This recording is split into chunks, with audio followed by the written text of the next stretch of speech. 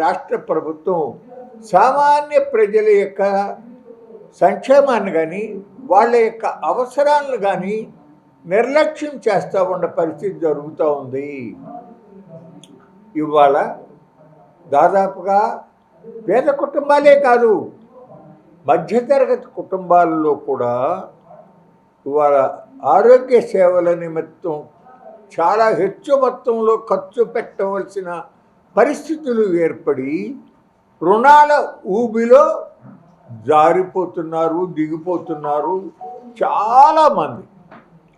ఆ పరిస్థితులలో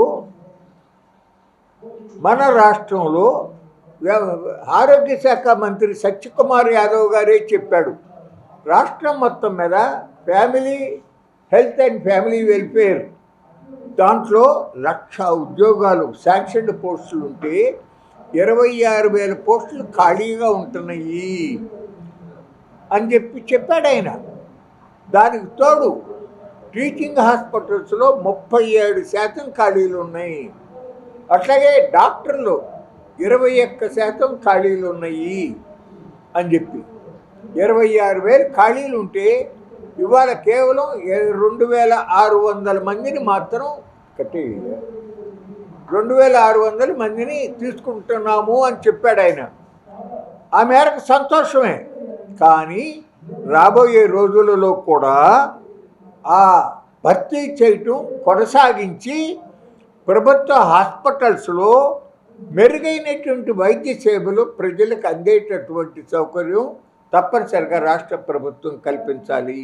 ఆ యాంగిల్లో ఆలోచించినప్పుడు కిందటిసారి వైఎస్ జగన్ గవర్నమెంట్ ఉండగా అతను కేంద్ర ప్రభుత్వం దగ్గర ఒత్తిడి చేశాడో, మాట్లాడుకున్నాడో, ప్రాధాయపడ్డాడో, ఏదైనప్పటికీ కూడా ఒక 17 కొత్త మెడికల్ కాలేజీలు ఆంధ్రప్రదేశ్ రాష్ట్రానికి అతను శాంక్షన్ చేయించాడు. అది తప్పనిసరిగా ప్రజలందరూ కూడా హర్షించవలసినటువంటి విషయము. ఎందుకంటే మెడికల్ కాలేజీలు పెట్టినప్పుడు దాంట్లో సగానికి సగం సీట్లు పేద పిల్లలకి ఉచితంగా సీట్లు రావటమే కాకుండా డాక్టర్లు, హాస్పిటల్స్ కూడా ఉంటాయి కాబట్టి ఇంకా వైద్య సేవలు పేదవాళ్ళకి ఎక్కువగా లభించేటటువంటి అవకాశాలు ఏర్పడతాయి. అతను మొదలు పెట్టాడు. కొన్ని చోట్ల మొదలైనవి, ఒక 5 చోట్ల ఎన్నో మన కృష్ణా జిల్లాలో అయితే బందర్లో మొదలైంది, ఇంకా కొన్ని చోట్ల మొదలైనవి జరుగుతున్నాయి. ఇప్పుడు చంద్రబాబు నాయుడు గారి ప్రభుత్వం, కూటమి ప్రభుత్వం వాటన్నిటినీ కూడా ఇప్పుడు పీపీపీ పద్ధతిలో ప్రైవేటు వాళ్ళకి ఇవ్వాలని ఆలోచన చేయటం ఇది ఎంత మాత్రము కూడా సరైనటువంటి విధానం కాదు. ఇదివరకు అతను 17కి శాంక్షన్ తెచ్చాడు. సుమారుగా ఒక 1,500 కోట్లు ఖర్చు పెట్టి కొన్ని నిర్మాణాలు అయినాయి. ఒక 5 కాలేజీలు నడుస్తున్నాయి కూడా. నేను ఇంటర్నెట్లో చూసా, అది పైనేమో హెడ్డింగ్ ఏ హాస్పిటల్ ఏ కాలేజీ అనేది లేదు, కానీ దాంట్లో ఉన్నది చాలా వరకు నిర్మాణాలు పూర్తయి ఉన్నప్పటికీ కూడా దానిని కూడా ప్రైవేటైజ్ చేసి పీపీపీ విధానంలో ఇచ్చేయబోతూ ఉన్న పరిస్థితి జరుగుతూ ఉంది. ఎందుకు ఈ విధంగా జరగాలని అంటున్నా. వైద్య ఆరోగ్య సేవలు పేదవాళ్ళకి అందించాల్సిన బాధ్యత ప్రభుత్వం మీద లేదా? రాజ్యాంగం ఒకసారి చదువుకోండి. ఎన్నో వేల కోట్లు ఖర్చు పెడతా ఉంటారు. అటువంటిది ప్రైవేట్ వాళ్ళకి అప్పచెప్పినప్పుడు మరి వాళ్ళ లాభాలు వాళ్ళు చూసుకుంటారు కదా, కాబట్టి ఖచ్చితంగా బిల్లులు ఎక్కువ వేస్తారు కదా. ఆ విధంగా పేదవాళ్ళ మీద భారం పడుతుంది కదా. ఎందుకు చేయాలి ఆ విధంగా? మీరు ఇంకా కొంత ఖర్చు పెట్టి ఆ నిర్మాణాలన్నీ పూర్తి చేసి మెరుగైన వైద్య సేవలు ప్రజలందరికీ అందించండి. ఆ పని ఎందుకు చేయరు అని నేను అడుగుతా ఉన్నా. డబ్బులు లేవంటారా? డబ్బులు కొరతగా ఉందంటారా? మరి చాలా ఆశ్చర్యం వేస్తుంది. నేను దాదాపుగా 1972 నుంచి రాజకీయాల్లో ఉన్నా. ఈ విధంగా మన బెదవాళ్ళు ఆర్టీసీ బస్టాండ్ స్థలం గజం రూపాయలు రిజిస్ట్రార్ వాల్యూ ప్రకారంగా రూపాయలు అంటే 50 కోట్ల రూపాయలు ఎకరం. 4 ఎకరాల 15 సెంట్లు 200 కోట్ల రూపాయల స్థలం అది. విశాఖపట్నంలో ఆ లులువే అక్కడ హార్బర్ పార్క్ దగ్గర ఇచ్చిన స్థలం మనకి హైదరాబాద్లో ఫైనాన్షియల్ సిటీ గచ్చిబౌలి హైటెక్ సిటీలో ఎంత డిమాండు ఎంత రేటు ఉంటుందో అక్కడ ఆ హార్బర్ పార్క్ దగ్గర కూడా మార్కెట్ వాల్యూ 1,50,000 2 లక్షల రూపాయలు ఉంది ఒక చదరపు గజం. అక్కడ 13 ఎకరాల 60 సెంట్లు ఇచ్చారు లులు. అంటే దాదాపు 900 కోట్ల రూపాయలు విలువైన స్థలం కారు చౌకగా టూరిజం పాలసీ అని పెట్టి 1% చొప్పున 99 సంవత్సరాల లీజుకి ఇచ్చారే. ఇంత ఉదారంగా అంత ప్రేమగా ఆ కోటీశ్వరుడికి కట్టబెడతా ఉన్నారే. అదే కాలేజీలు హాస్పిటళ్ళకి ఖర్చు పెట్టి పేదవాళ్ళకి మెరుగైన వైద్య సేవలు ఇవ్వటం అనేది ఎందుకు మీకు నచ్చటం లేదు అనేది సూటిగా నేను చంద్రబాబు నాయుడు గారిని అడగదలుచుకున్నాను మీ ద్వారా.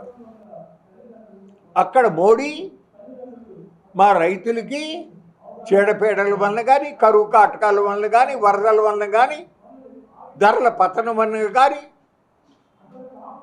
బ్యాంకుల దగ్గర తీసుకున్న అప్పు కట్టలేక బాకీ పడితే బాబు ఒక్కసారి మాఫీ చేయబోయా అంటే జాలి కలగలేదే. కానీ పెద్ద పెద్ద కార్పొరేట్లకి 16 లక్షల కోట్ల రూపాయలు రద్దు చేశారే. అదే పందాలో ఇక్కడ మీరు కూడా నడవదలుచుకున్నారా చంద్రబాబు నాయుడు గారు? ఇది ధర్మమా? ఇది పద్ధత అని మేము అడుగుతూ ఉన్నాం. ఇప్పుడు అక్కడ విశాఖపట్నంలో కొత్తగా ఒక పాలసీ తెచ్చారు. GCC గ్లోబల్ కాంపిటీటివ్ సెంటర్స్ అనే ఒక కొత్త పాలసీ తెచ్చి దాంట్లో ఏం పెట్టారో తెలుసా అండి? ఎంత విలువైన భూమి అయినా ఎంత ఎక్స్టెంట్ అయినా ఎంత విస్తీర్ణమైనప్పటికీ కూడా 99 పైసలకే ఇవ్వచ్చు. 99 పైసలకు ఎక్కడన్నా ఉందండి? 99 పైసలకి ఇచ్చేస్తారా? ఇవాళ ఆ 3 సంస్థలకి TCS Cognizant technologies limited ASNR అనేటటువంటి సంస్థకి మొత్తం 54,000 ఎకరాలు ఇచ్చారండి. మొత్తంగా ఇంకా తత్తిమాయన్ని అవతల పెట్టండి. కేవలం బెదవాడ విశాఖపట్నంలో ఇచ్చిన ఆ 4 మొత్తం ఈ 5టికి కనుక చూసుకుంటే దాదాపు 4,500 కోట్ల రూపాయల నుంచి 5,000 కోట్ల రూపాయలు విలువైన స్థలాలను దాదాపు ఉచితంగా ఇచ్చేశాడు వాళ్ళకి. అటువంటిది ఆల్రెడీ 1,500 కోట్లు ఖర్చు అయ్యి ఉంది కాబట్టి ఇంకొక 6,500 కోట్లు ఖర్చు పెట్టి ఆ 17 మెడికల్ కాలేజీలు పూర్తి చేస్తానికి నీకు అడ్డంకేంటని నేను అడుగుతూ ఉన్నా. నీ మనసులో నిజంగా సంకల్పం ఉంటే, ఈ రాష్ట్రంలో ఉన్న పేదవాళ్ళకి ఆదుకోవాలనే సంకల్పం ఉంటే, నిజంగా నీకు P4 అని పాట పాడుతున్నారే, నిజంగా పేదవాళ్ళకి మేలు చేకూర్చాలని ఉంటే తప్పనిసరిగా ఇప్పటికైనా సరే ఆ టెండర్లు క్యాన్సిల్ చేసేయండి. ప్రభుత్వమే ఖచ్చితంగా మెడికల్ కాలేజీలు 17 కూడా ప్రభుత్వం నడపాలి.